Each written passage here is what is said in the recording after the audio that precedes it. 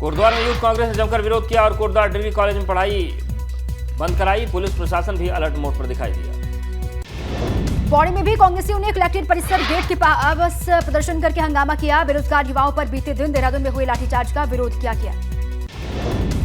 बागेश्वर में लाठीचार्ज के विरोध में कांग्रेस ने सरकार की शव यात्रा निकाली और सरयू घाट में अंतिम संस्कार किया। उत्तरकाशी में भी बेरोजगार युवाओं ने प्रदर्शन किया। हनुमान चौक पर सरकार के खिलाफ जमकर की नारेबाजी।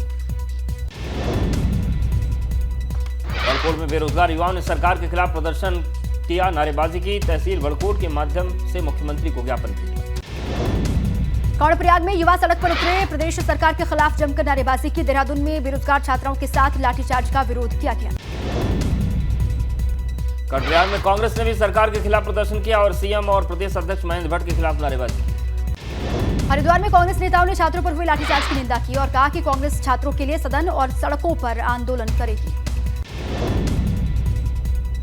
हल्द्वानी के बुद्ध पार्क में भी दूसरे दिन युवाओं का धरना प्रदर्शन जारी रहा। देहरादून में युवाओं में हुए लाठीचार्ज के विरोध में जमकर नारेबाजी की गई। नेता प्रतिपक्ष यशपाल आर्य ने कहा धामी सरकार को लेकर कि यशपाल आर्य कह रहे युवा अपनी जायज मांग को लेकर प्रदर्शन कर रहे थे, उन पर लाठीचार्ज किया गया जो कि निंदनीय है।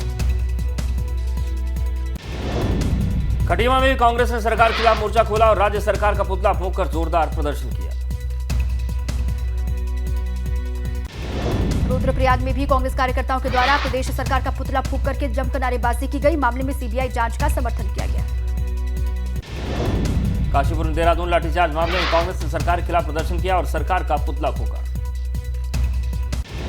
रुड़की में भी कांग्रेस ने भाजपा सरकार का किया पुतला दहन, कहा युवाओं के साथ बर्बरतापूर्ण रवैया नहीं करेंगे बर्दाश्त। रुड़की में प्रतियोगी परीक्षाओं के विद्यार्थियों ने भी जोरदार प्रदर्शन किया और पेपर लीक मामले में सीबीआई जांच की मांग की। चमोली में भी छात्रों ने बस स्टैंड पर प्रदर्शन किया। बॉबी पवार समेत अन्य आंदोलनकारियों को रिहा करने की मांग की। सीएम पुष्कर सिंह धामी ने कहा कि गुरुवार को कुछ लोगों ने छात्र के बीच आकर पत्थर फेंके थे। साथ ही उन्होंने कहा कि छात्रों के भविष्य के बारे में सरकार ध्यान दे रही है। उत्तराखंड में नकल विरोधी अध्यादेश को मिली मंजूरी। नकल विरोधी अध्यादेश को भेजा गया राजभवन। सीएम धामी ने नकल विरोधी अध्यादेश को मंजूरी दी। उत्तराखंड सरकार जल्द ही हरिद्वार में अंतर्राष्ट्रीय एयरपोर्ट बनाने की तैयारी कर रही है। साधु संत और धार्मिक संस्थाएं इस फैसले का स्वागत किया। हरिद्वार के भोगपुर में खनन अधिकारी ने अवैध खनन को लेकर निरीक्षण किया। खुदाई का गड्ढा मिलने पर दुर्गा स्टोन क्रशर स्वामी पर 36 लाख रुपए का जुर्माना भी लगाया। पौड़ी के मुख्य बाजार के बस स्टेशन के पास कई दुकानों पर दरार पड़ने से व्यापारियों की बड़ी चिंता। अधिशासी अधिकारी नगरपालिका से पूरे घटनाक्रम पर रिपोर्ट मांगी। हरिद्वार में केंद्रीय विद्यालय में एडमिशन को लेकर अभिभावकों ने सांसद रमेश पोखरियाल निशंक से की मुलाकात। इसका समाधान निकालने की मांग की।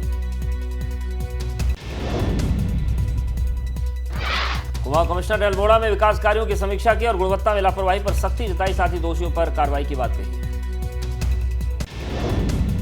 बड़कोट के यमुना घाटी में मौसम का मिजाज बदला है। रात में हुई बूंदाबांदी, बारिश के बाद तापमान में आई गिरावट, बढ़ी ठंड।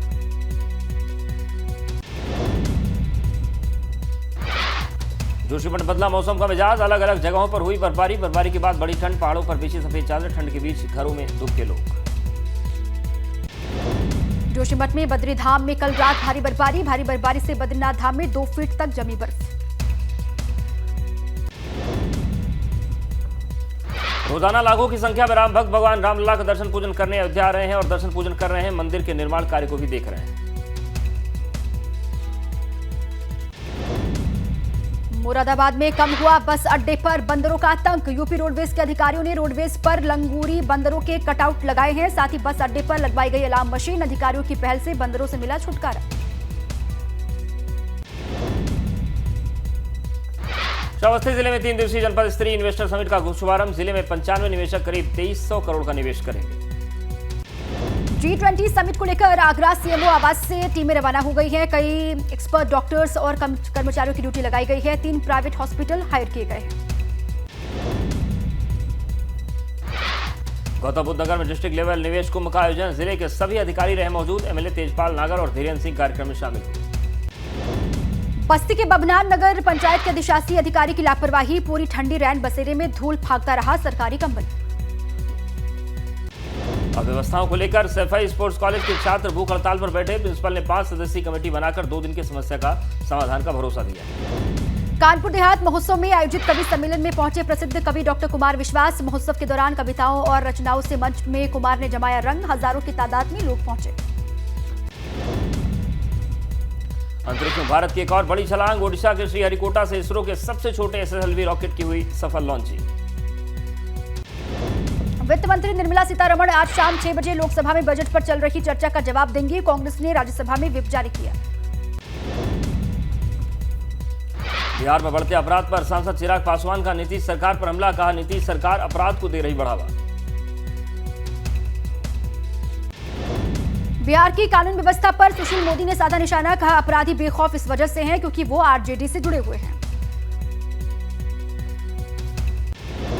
बीजेपी ने आपराधिक वारदातों को लेकर नीतीश सरकार पर बोला हमला। नीतीश कुमार को कहा, कुशासन बाबू। बिहार की कानून व्यवस्था को बताया जंगल राज। कांग्रेस सांसद प्रमोद तिवारी ने कहा, बिहार में कानून व्यवस्था बिगड़े, सांप्रदायिकता फैले, इसी कोशिश में लगी है बीजेपी। बीजेपी नेता संगीत सोम ने कहा, बढ़ती जनसंख्या की वजह से जमीनी पाकिस्तान बनने जा रहा है पश्चिमी Uttar Pradesh. Video social media पर वायरल।